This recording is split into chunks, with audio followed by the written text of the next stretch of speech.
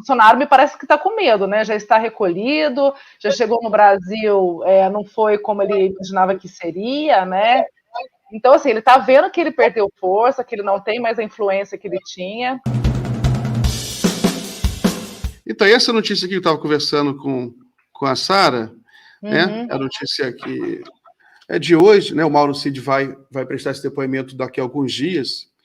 Então, aí já houve um vazamento, porque ele já está conversando com advogados, com pessoas próximas, né? E essas pessoas próximas acabaram revelando aí para algum jornalista que escreveu essa matéria, né? Dizendo que ele deve entregar ao Bolsonaro, dizendo que a ordem partiu diretamente. Isso é importante porque o Bolsonaro, ele nega isso.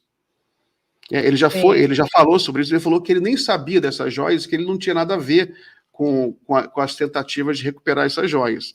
Então, se esse depoimento foi enfático nesse sentido, isso aí pode complicar bastante a vida do Bolsonaro, você não acha? Eu acho, Miguel. E tem um fator também que é o seguinte: o Bolsonaro não é mais o presidente da República, né? Então, assim, o Mauro Cid, apesar de ter sido assim, o braço direito, os dois braços de Bolsonaro, né? Aquele cara que não saía do lado dele, mas agora, né, o Bolsonaro não tem mais poder nenhum, né? Ele não tem mais foro privilegiado, ele não tem mais nada, ele não tem mais autoridade, não tem mais poder. Então, assim, o Mauro, ele vai querer limpar a barra dele de alguma forma, né? Não vai querer sobrar para ele toda a culpa.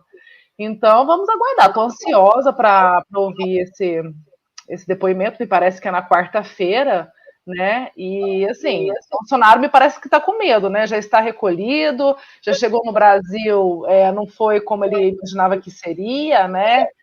Então, assim, ele está vendo que ele perdeu força, que ele não tem mais a influência que ele tinha.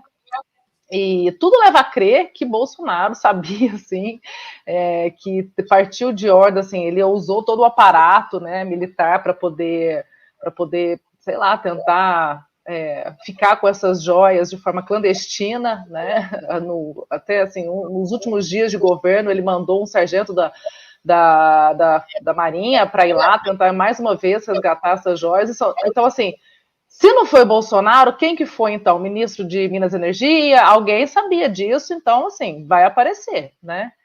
Vai aparecer. E ele falou, eu acho que a mídia não está repercutindo muito, eu não sei como é que vocês falaram nisso, mas existe uma entrevista, alguma coisa assim, ele falando para um jornalista, enquanto ele estava nos Estados Unidos, de que ele nem fala em Arábia Saudita, ele fala em Emirados Árabes.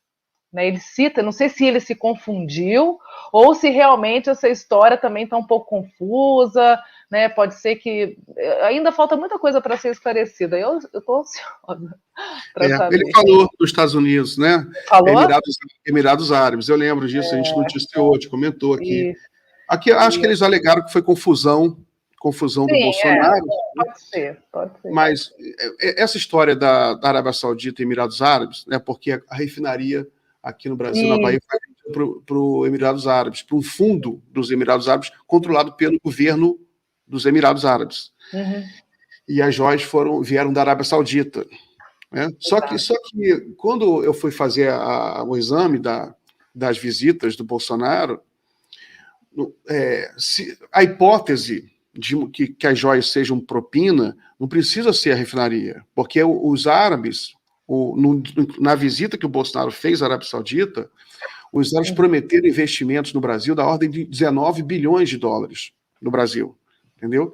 E esses investimentos ficariam no âmbito do governo federal. Ele ia indicar para onde iria esse dinheiro. Imagine como isso não abre oportunidade de corrupção. Imagine. Com certeza.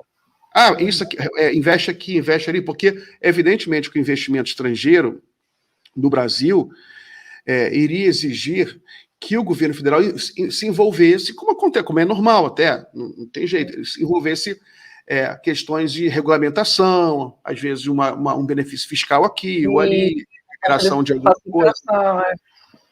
Isso acontece. Isso, inclusive, é difícil, às vezes, apurar a corrupção no alto escalão, nível presidente da República, é difícil, porque você não pode criminalizar a política. O presidente, ele tem prerrogativa de fazer isso, por exemplo, de indicar, investe aqui. O presidente da República pode chegar para um príncipe árabe e falar, não, investe lá no Porto de Santos, é o melhor. Pode fazer isso, não é crime. O que é crime é você receber uma joia, entendeu? Porque aí você configura. E você não declarar Exato. que recebeu, né? Por que não declara? Justamente por um presidente ter tanto poder, que é preciso muito cuidado com essa coisa de recebimento de presentes milionários.